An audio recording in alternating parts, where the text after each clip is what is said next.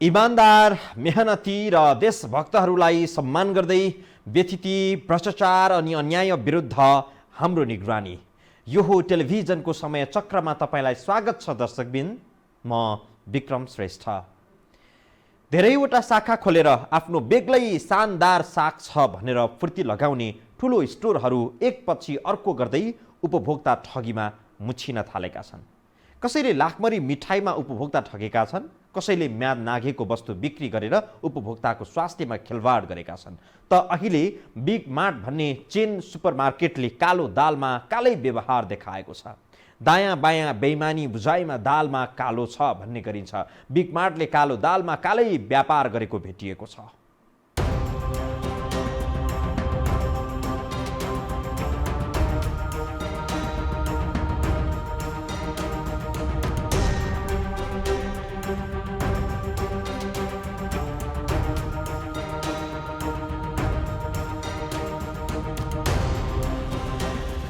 सच्चा व्यापारी व्यवसायीहरू सधैँ एक नासले नाफा कमाइरहन्छन्। नाफा कमाउनुलाई कानुनले पनि गलत मानेको छैन, तर गलत तरिका र नियतले नाफा कमाउनु खोज्नु चाहिँ कानुनी र नैतिक दृष्टिले पनि अपराध हुन जान्छ। जब जब मुलुकमा सङ्कटको घडी उत्पन्न हुन्छ, नाफाखोर र कालाबजारियाहरू सल्बलाउन थाल्छन्। नाकाबन्दीको बेला पेट्रोलियम ग्यासमा कालोबजारी गर्नेहरू धेरै भेटिए। भूकम्पको बेला पाल र म्याटमा कालोबजारी भयो। अहिले कोरोना महामारी जारी छ। यो बेला मास्क, स्यानिटाइजर, स्वास्थ्य सामग्रीदेखि खाद्यान्नमा समेत कालोबजारी भइरहेको छ। भाटभटेनी सुपर स्टोरले 120 को लाखमरी मिठाईलाई 220 मा बेचेर 3 लाख रुपियाँ जरिवाना तिरेको मामिला सेलाउन नपाउँदै अर्को ठूलो चेन सुपरमार्केटको करतुत सार्वजनिक भएको छ। काठमाडौँ उपत्यकामा मात्रै पनि 50 वटा शाखा खोलेर व्यापार गरिरहेको बिग मार्केट नामक चेन स्टोर त दालमै बदमासी गर्दा गर्दै पक्राउ परेको छ। बजारमा 150 रुपियाँ हाराहारीमा मासको दाल जति पनि पाइन्छ, धेरै जसो स्थानमा त मासको दाल 150 रुपियाँ भन्दा कम मूल्यमै पाइन्छ। 5-10 रुपियाँ तलमाथि पर्नु अनौठो होइन, किनभने वस्तुको मूल्य केही अंशमा सस्तो महँगो भइरहेको हुन्छ। तर बिग मार्टले त यतिसम्म गरिदियो कि 1 केजी मासको दाललाई 271 रुपियाँ लिइरहेको थियो। 1 केजी मासको दाल 271 रुपियाँमा कसरी बेच्न सकेको होला? दाल, चामल, नुन, तेल जस्तो दैनिक उपभोग्य वस्तुमा समेत उपभोक्ता सर्लक्क ठग्ने हिम्मत भएको बिग मार्टको ठगीका प्रकार कति होलान् कति? अहिले मासको दालमा यो स्टोर समातिएको छ। बिग मार्ट को कुरा चाहिँ 135 पर्ने मासको दाललाई 271 लियो मलाई भनेर एकजना उपभोक्ताले हामीलाई खबर गर्नुभयो। उहाँले गर्नुभएको गुनासो, उजुरी र त्यो प्रमाणलाई लिएर हामी स्थलगत रूपबाट अनुगमन गयौँ। त्यहाँ गएर हेर्दाखेरिमा हामीले त्यही भेटायौँ। 1 केजी मासको दालमै 121 रुपियाँ भन्दा बढी नाफा कमाउन खोज्दा यो बिग मार्टले 3 लाख रुपियाँ जरिवाना तिर्नु परेको छ। कालाबजारियाहरू विरुद्ध निर्मम बन्दै अगाडि बढेको वाणिज्य आपूर्ति तथा उपभोक्ता हित संरक्षण विभागले बिग मार्टलाई 3 लाख रुपियाँ जरिवाना गरेको छ। हात्तीगौँडा भन्ने ठाउँमा रहेको बिग मार्टको आउटलेट, त्यहाँ चाहिँ बदमासी गरेको हामीलाई उजुरी आयो र हामी त्यहाँ गएर चाहिँ हेर्दाखेरि अनुगमन गर्दा जे उजुरी गरेको त्यो प्रमाणित भयो र त्यहाँ कर्मचारीलाई सम्झाएर, त्यहाँको चाहिँ इन्चार्जलाई सम्झाएर हामीले चाहिँ अब यस्तो नगर्नलाई आदेश दियौँ र 1 हप्ताभित्र जरिवाना रकम बुझाउनलाई उहाँहरूलाई चाहिँ सूचना दियौँ। नाम बिग भए पनि यो सुपरमार्केटको चित्त चाहिँ साह्रै स्मल देखियो। नाम बिग हुने बित्तिकै व्यवहार ठुलो हुने होइन रहेछ। 1 केजी मासको दालमै 121 रुपियाँ भन्दा बढी नाफा कमाउन खोज्ने बिग मार्टका यस्ता कति धन्दा होलान् जुन आम उपभोक्ताले थाहा पाउँदैनन्। निश्चय पनि यस्ता धन्दा अनगिन्ती हुन सक्छन्।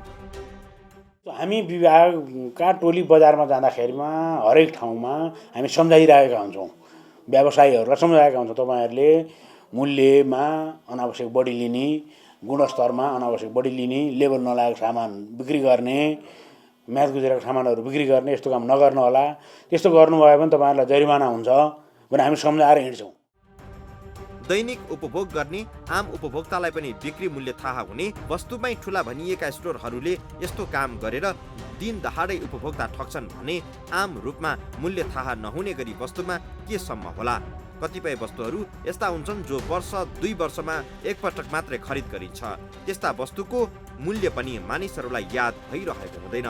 अझ केही वस्तु त एकपटक खरिद गरेपछि वर्षौं खरिद नगर्दा पनि हुन्छ।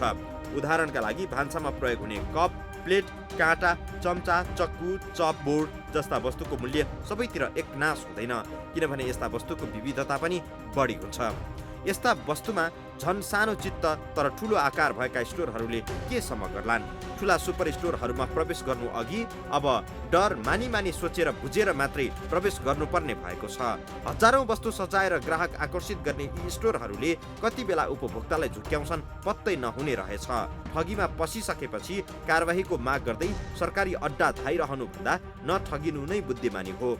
ठगिएको प्रमाण सहित पुग्नेले न्याय पाउँछन् भन्ने उदाहरण वाणिज्य आपूर्ति तथा उपभोक्ता हित संरक्षण विभागले प्रस्तुत गरिसकेको छ। तर त्यो हदसम्म पुग्नु अघि उपभोक्ता आफै सचेत हुने हो भने big mart, Bhatbhateni super store जस्ता ठुला स्टोरहरूले ठग्न सक्दैनन्। बिग मार्टका एक अधिकारीले हामीलाई भनेका थिए कि हामीले उपभोक्ता ठग्ने कार्य गरेका छैनौँ। यो टेलिभिजनले सम्पर्क गर्दा उनले 1.5 घण्टापछि कल ब्याक गरेर यथार्थ राख्ने वचन दिएका थिए, तर उनले कल ब्याक गरेनन्।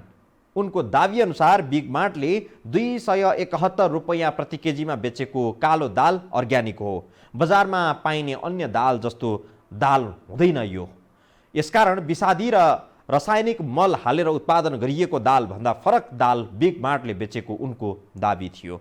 उनको दावी र वास्तविकता बारे पछि चर्चा गर्नेछौँ यो छोटो ब्रेकपछि।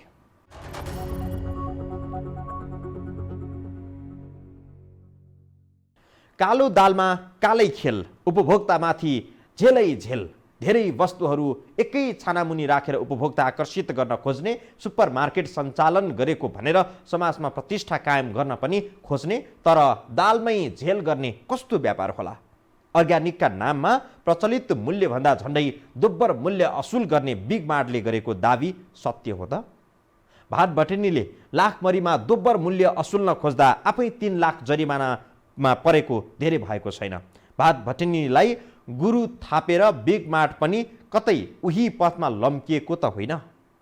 मासको दालमै उपभोक्ता झुक्क्याउने बिग मार्टलाई वाणिज्य आपूर्ति तथा उपभोक्ता हित संरक्षण विभागले पटक पटक गलत कार्य नगर्न सचेत गराएको थियो। विभागले देशको नियम कानुन पालना गरेर व्यापार गर्न पटक पटक सचेत गराउँदै आएको थियो। बिग मार्ट यस अघि पनि विभिन्न अनियमित व्यापारमा समातिएको थियो, तर गल्ती गर्नेहरूले सधैँ नियतवश नै त्यस्तो गरेका हुन्छन् भन्ने हुँदैन। त्यही भएर केही पटक विभागले बिग मार्टलाई सुध्रिने मौका दिएको थियो, तर दिएको मौकालाई बिग मार्टले सरकारी निकायको कमजोरीका कारण बुझ्यो र आफ्नो अनियमित धन्दा कायम राख्यो भन्ने गरिन्छ।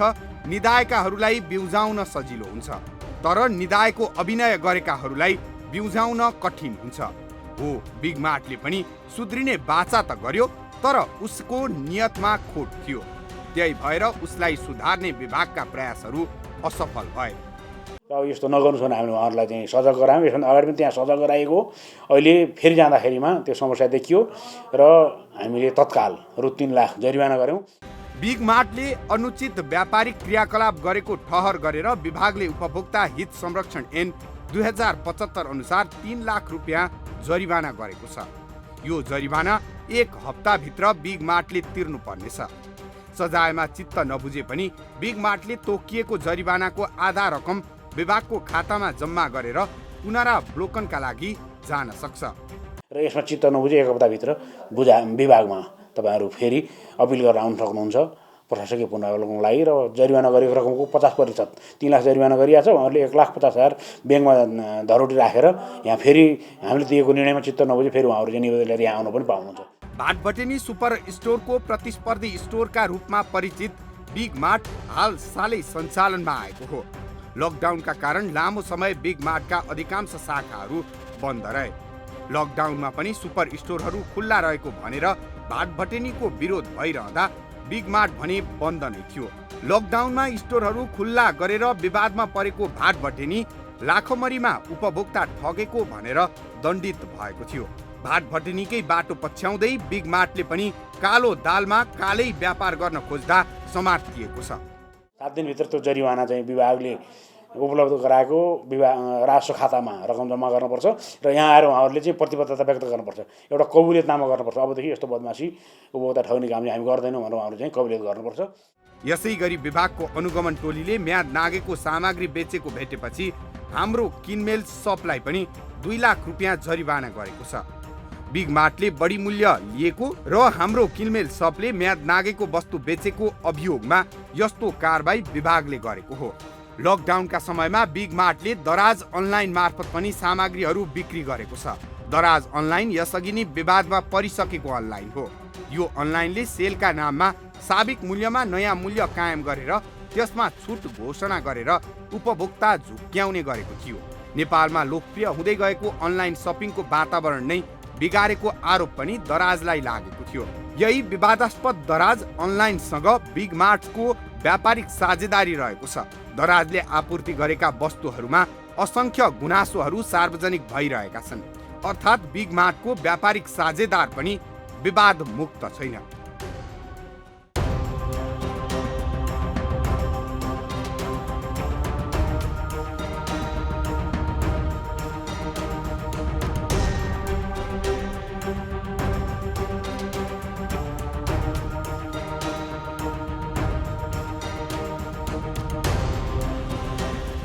दर्शकहरू, बिग मार्टले अर्ग्यानिक भनेर बेच्ने गरेको दालका सम्बन्धमा हामीले यो स्टोरका जिम्मेवार अधिकारीहरूसँग बुझ्ने पटक पटक प्रयत्न गर्यौं, तर उनीहरू कोही पनि बोल्न मानेनन्। अन्तिम समयमा हामीलाई एक बिल दिइयो जसमा दाल कहाँबाट कतिमा खरिद गरिएको हो त्यो उल्लेख गरिएको छ। बिग मार्टले उपलब्ध गराएको नगदी भरपाई मेगा मार्टका नाममा चैत्र 16 गते ललितपुरमा रहेको नेपाल कृषि सहकारी केन्द्रीय सङ्घले 500 केजी कालो दाल बेचेको देखिन्छ। 232 रुपियाँ किलोको दरमा मेगा मार्टले खरिद गरेको दाल बिग मार्टले 271 रुपियाँ प्रति केजी बेचेको थियो। यो नगदी भरपाई साँचो हो कि होइन हामी फैसला गर्न सक्दैनौँ। बिग मार्टले बेचेको दाल अर्ग्यानिक हो कि होइन भन्ने जाँच्ने आधार पनि भरपाईमा कहीँ कतै उल्लेख छैन। थप प्रसङ्ग सहित आउनेछौँ ब्रेकपछि।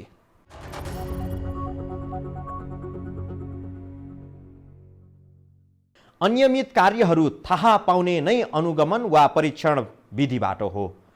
अनुगमन गर्ने कार्य मौसमी वा ठुला चाडपर्वका बेला मात्रै भए भन्ने गुनासो सुन्ने गरिन्थ्यो। पछिल्लो समय वाणिज्य आपूर्ति तथा उपभोक्ता हित संरक्षण विभाग भने अनुगमनमा क्रियाशील भइरहेको छ। यस्तो अनुगमन गर्ने जिम्मेवारी सङ्घीय सरकार अन्तर्गतको विभागको मात्र होइन।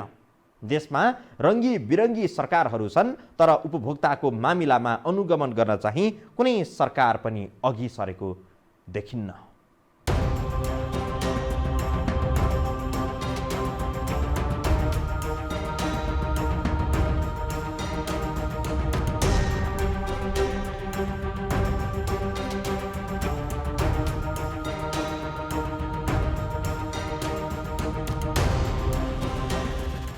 बजार अनुगमनका क्रममा वाणिज्य आपूर्ति तथा उपभोक्ता हित संरक्षण विभागको सक्रियता पछिल्ला दिनहरूमा बढेको छ। विभागले विभिन्न फर्म, स्टोर, पसलहरूलाई कारबाही पनि गर्दै आएको छ। देशमा 3 तहका सरकारहरू छन्। विभाग चाहिँ सङ्घीय सरकार मातहतमा पर्छ। अनुगमन काठमाडौँका ठुला स्टोरहरूमा मात्रै गरेर पुग्दैन। प्रदेश स्तरमा, गाउँ वा नगर स्तरमा पनि त्यस्तै प्रकृतिको अनुगमन गर्ने र अनियमित भेटिँदा कारबाही गर्नुपर्ने हुन्छ। तर दर्शकहरूले याद गर्नुभएको छ, कहिल्यै कुनै प्रदेश सरकारले वा नगरपालिकाले अनुगमन गर्ने, कारबाही गरेको थाहा पाउनु भएको छ। वास्तवमा शक्ति विकेन्द्रीकरणका नाममा 3 तहको सरकार गठन भएको छ। विभागमा कल सेन्टरबाट उजुरी गुनासो सङ्कलन गर्छौँ र त्यो बाहेक पनि विभागको नियमित अनुगमन प्रक्रिया छ। बजारमा उपभोक्ता नठगिउन्, मूल्य, नापतोल र गुणस्तरमा उपभोक्ता ठगिनु हुँदैन र यो अहिलेको सङ्कटपूर्ण अवस्थामा उद्योगी व्यवसायहरूले नाजायज फाइदा उठाउने उद्देश्यले उपभोक्ता ठग्न भएन भन्ने हिसाबमा विभाग सजग छ। उद्योग व्यवसायलाई गर्ने सहयोगमा पनि हामी तत्पर छौँ। हामीले सहरी पास दिएका छौँ र उहाँहरूलाई गर्ने मद्दतमा पनि हामी तयार छौँ र सँगसँगै उपभोक्ता नठगिउन् भनेर हामीले उपभोक्ताको संरक्षण पनि हामीले गर्नुपर्छ। त्यही सिलसिलामा चाहिँ विभागले बजार आउनु गर्ने गरेको छ। उपभोक्ता हितका लागि सङ्घले मात्र होइन, प्रदेश र स्थानीय सरकारले पनि सङ्घले जस्तै कडा कारबाही गर्ने, कडा अनुगमन गर्ने, बजार आपूर्ति सम्बन्धी धेरै काम गर्ने अधिकार पाएका छन्। केही महिना अघिसम्म प्रदेश र स्थानीय सरकारहरूले ऐन मात्रै छ, नियमावली नभएका कारण बजार अनुगमन गर्ने, कारबाही गर्ने र तत्सम्बन्धी कार्यहरू गर्न बाधा भयो भनिरहेका थिए। तर अहिले उपभोक्ता संरक्षण नियमावली 2076 जारी भइसकेको छ। यो नियमावलीमा टेकेर प्रदेश र स्थानीय सरकारले पनि उपभोक्ता ठग्नेहरूलाई कारबाही गर्न सक्छन्। तर प्रदेश र स्थानीय सरकारहरू आफ्नै तालमा छन्। यी सरकारहरूले बजार अनुगमन गरेको सुनिँदैन। अनुगमन नै नगरेपछि अनियमित कार्यहरू फेला पनि पर्दैनन्। यसो हुँदा कसैलाई कारबाही पनि गर्नु पर्दैन। अरू स्थानीय सरकारहरूले उपभोक्ताका लागि गुनासो गर्ने संयन्त्र पनि बनाएका छैनन्। गुनासो गर्ने ठाउँ नभएपछि सम्बन्धित सरकारहरूलाई हाई सन्चो भएको छ। संघीयताले केन्द्रीकृत अधिकार विकेन्द्रीकरण गरेर सबैले सजिलै सेवा सुविधा पाउने अपेक्षा गरिएको थियो। तर व्यवहारमा ठिक विपरीत देखिएको छ। प्रदेश सरकारहरू मन्त्री सांसद भरोसाको केन्द्र बन्न सकेका छैनन्। सङ्घको एकाध मन्त्रालयको भन्दा बढी बजेट सञ्चालन गर्ने काठमाडौँ महानगरपालिकाकै सन्दर्भ कोट्याउने हो भने पनि स्थिति उस्तै छ। महानगरपालिकामा उजुरी दिनुपर्छ भन्ने आम बुझाइ पनि छैन। उजुरी परिहाल्यो भने महानगर एक्सनमा उत्रिएला भन्ने विश्वास उपभोक्तालाई छैन। स्थानीय र प्रदेश सरकारले उपभोक्ता हितका लागि खास काम गर्न नसक्दा संघीय सरकारले गर्ने कामले मात्रै खास फरक ल्याउँदैन भन्ने स्पष्ट छ। आम उपभोक्ताले स्थानीय सरकार समक्ष कतिपय गुनासा राख्न पनि सक्दैनन्। पहिले बहानाबाजीका लागि नियमावली बनेका छैन भन्ने गरिन्थ्यो। अब नियमावली बनिसक्यो, अवस्था उस्तै छ। उपभोक्ताले गुनासो गर्नका लागि गुनासो सुनिदिने संयन्त्र स्थानीय वा प्रदेश सरकारहरूले बनाउनुपर्छ। मुड चल्दा रिफ्रेसमेन्टका लागि बजार अनुगमन गर्न जाने मुड नहुँदा ध्यान गरेर बसेर बजारको समस्या समाधान हुँदैन। समय चक्रको आजको प्रस्तुति सकियो। बिदा दिनुहोस्। नमस्कार।